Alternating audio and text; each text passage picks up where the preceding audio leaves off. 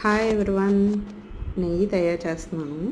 ఇది ఒక వారం రోజులు పాల మేగడ తీసేసి ఫ్రిడ్జ్లో పెట్టేస్తాను. నేను డైలీ పాల మీద మేగడ తీసి అదేమో ఒక వారం తర్వాత తీసేసి కొంచెం పెరిగేసి తోడు పెట్టేసి నైట్ అంతా ఫ్రిడ్జ్లో పెట్టేసి మార్నింగ్ ఇలా తీసి మిక్సీలో వేసేస్తాను అనమాట. మిక్సీకి కూడా అంటుకోదు. మిక్సీ ఒక 10 మినిట్స్ తిప్పుతూ ఉంటే అలా బ్యాక్కి ఫ్రంట్కి తిప్పుతూ ఉంటే ఇలా మిక్సీకి కూడా అంటుకోలేదు చూడండి.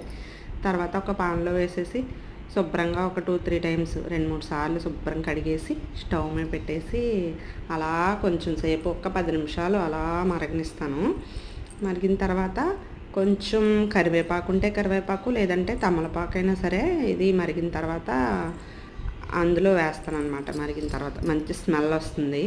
తమలపాకు కానీ కరివేపాకు కానీ వేస్తే ఇది బాగా మరగనిచ్చిన తర్వాత ఇలా వస్తుంది.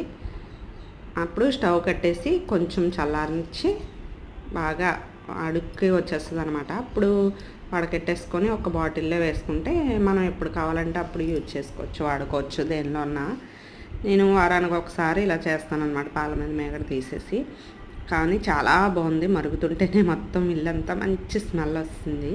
ఇలా ఒక బాటిల్లోకి తీసేసుకుని పక్కన పెట్టేసుకుంటాను నేను. Bye, thank you.